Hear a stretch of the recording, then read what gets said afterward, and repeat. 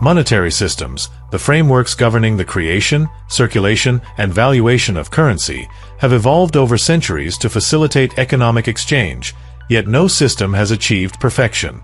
From the fractional reserve banking system established in the United States in 1791 to modern global economies, each monetary structure grapples with the challenge of defining and maintaining value amidst human perceptions, competing currencies, and fluctuating economic conditions. This essay argues that there is no ideal monetary system due to the subjective nature of value, the instability of commodity-based currencies, the limitations of fiat systems, and the competing priorities of stability versus economic expansion. By examining historical and contemporary monetary practices, including the U.S. money supply of $21,560 billion in 2025, and incorporating diverse perspectives on alternative systems, this analysis highlights why perfection remains elusive and advocates for a balanced approach to future monetary policy. The subjective nature of value. At the core of monetary imperfection lies the subjective perception of value, which varies across individuals, cultures, and time. Currency serves as a medium to assign value to goods and services, replacing barter with a standardized unit of exchange. However, what constitutes value differs widely. In times of prosperity, people may trust paper currency, such as the US dollar, which facilitates the exchange of goods and services, generating tax revenue of $4,900 billion in 2024. During economic or social unrest, however, tangible assets like land, valued at $48,200 billion in U.S. real estate in 2025, or gold and silver, become more desirable due to their intrinsic worth. For instance, in colonial America before 1791, gold and silver coins were prized for their material value, while paper notes issued by local banks were often mistrusted.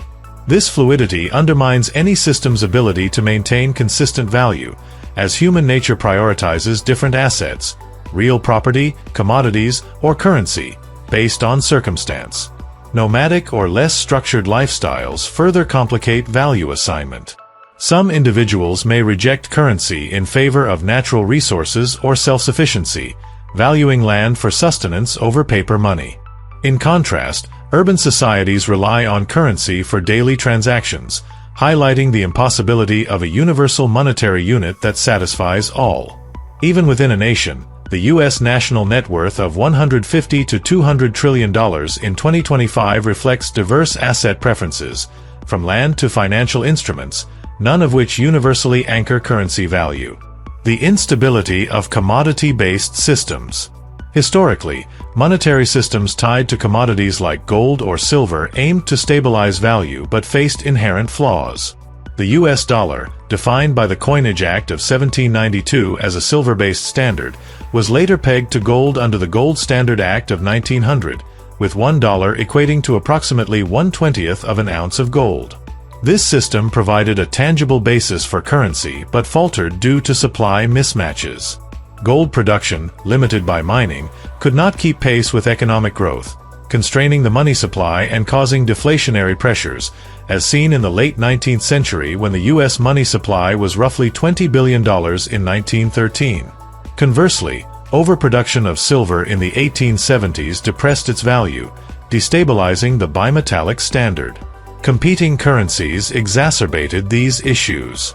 In the 19th century, foreign coins like Spanish dollars circulated alongside U.S. currency, complicating valuation. The Bretton Woods system, 1944 to 1971, fixed the dollar at $35 per ounce of gold, but global demand and currency fluctuations led to its collapse, as nations hoarded gold or dollars based on perceived value. Commodities themselves fluctuate. Gold, valued at $2,500 billion globally in 2025, varies with market sentiment, while land, a cornerstone of wealth, differs in value by location and use. These dynamics make commodity-based systems rigid and prone to disruption, incapable of maintaining stable value across time or regions. The challenges of fiat and debt-based systems. Modern fiat systems, untied to commodities, offer flexibility but introduce new flaws. The U.S. Fractional Reserve System, formalized in 1791 and refined with the Federal Reserve in 1913, creates money through loans, expanding the money supply to $21,560 billion by 2025. Banks lend for real property, like land, and consumables, like bubblegum, creating debt that fuels economic activity but risks inflation. Loans for land, part of the $48,200 billion real estate sector, are backed by appreciating assets, while credit card debt for consumables, within the $20,400 billion household debt in 2024, leaves no collateral, potentially devaluing currency if overextended. This debt-driven model, where all loans create money, supports economic expansion but fosters instability. The national debt, $36 trillion in 2025, reflects government borrowing via treasury bonds, often purchased by the Federal Reserve, which creates money electronically. Unchecked money creation, as seen in quantitative easing post-2008, risks hyperinflation, akin to historical cases like Weimar Germany. The system appears to favor banks and elites, who accumulate wealth easily, while ordinary individuals face credit constraints, suggesting a structural bias that exacerbates inequality. The global money supply, $100 to $115 trillion, mirrors this fragility, as competing currencies and economic policies create volatility. Alternative monetary visions and their trade-offs. Various alternative systems have been proposed, each with strengths and flaws. A system restricting money creation to real property, like land, could stabilize currency by tying it to the national net worth's tangible assets. Land's intrinsic value, unlike consumables, endures, potentially reducing inflation. However, this would limit consumer spending, which drives 70% of U.S. GDP, risking economic contraction. In 1791, with a money supply of $10 to $15 million, such a system would have aligned with land-centric economies but slowed industrial growth, as consumable lending fueled later retail sectors. Full reserve banking, requiring banks to hold 100% of deposits, eliminates money creation through lending, ensuring stability but stifling credit availability. Historical experiments, like early colonial reserve banks, prioritized safekeeping over lending, limiting economic expansion.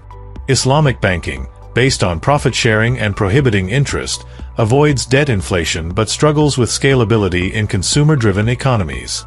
Cryptocurrencies, untied to physical assets, promise decentralization but suffer from speculative volatility, undermining their reliability as currency. A global currency unit, proposed to unify trade, faces insurmountable challenges. Human conflict and differing value perceptions, land in one region versus technology in another, prevent consensus. The global net worth, $500 to $600 trillion in 2025, reflects diverse asset priorities, making a one-size-fits-all currency unfeasible. Even if enforced, it would replicate existing flaws, as competing interests and economic disparities persist. Historical and modern instability. Monetary systems have consistently faltered. In 1791, the first bank's notes stabilized early banking, but local banknotes caused counterfeiting and chaos until the Federal Reserve standardization in 1913. The 19th century's bimetallic standard collapsed under silver oversupply, and the gold standard's rigidity hindered growth. Modern fiat systems, while flexible, produce debt-driven bubbles, as seen in the 2008 housing crisis. The current system, with a $45,500 billion federal debt, seems unrestrained, favoring financial institutions and political power while burdening others with diminishing returns.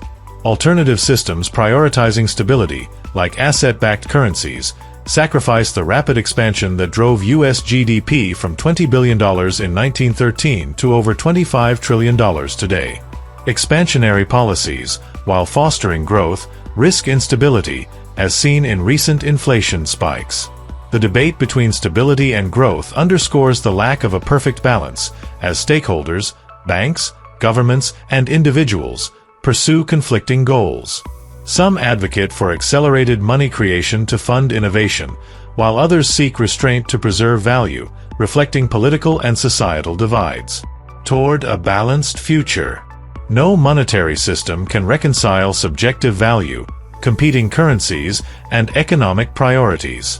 A commodity-based system falters under supply constraints, a fiat system risks inflation, and a global currency ignores human diversity. Historical evidence, from the 1792 silver standard to the 1971 Bretton Woods collapse, shows no system endures unchanged. Modern technology, enabling instant global transactions, complicates matters, as markets access diverse currencies and assets, from gold to cryptocurrencies, each valued differently. A more stable system might limit money creation to real property, leveraging the $48.2 trillion real estate sector to anchor value, while requiring higher reserves for consumable debt to curb inflation. Gradual implementation, over 10 to 20 years, could balance stability and growth, but resistance from financial institutions benefiting from debt expansion would be fierce. Healthy competition among currencies, as in the 19th century's diverse banknotes, could foster innovation, but coordination among nations, with a global money supply of $100 to $115 trillion, is essential to avoid volatility. Ultimately, monetary policy requires diverse perspectives, economists, policymakers, and citizens, to balance stability, growth, and equity. A less centralized system, allowing regional experimentation, might mitigate risks, as historical local banks adapted to community needs. Modern markets demand global cooperation, but enforced uniformity, like a world currency, would likely fail. The best approach is ongoing discourse, embracing competition and adaptability to navigate the inherent imperfections of any monetary system.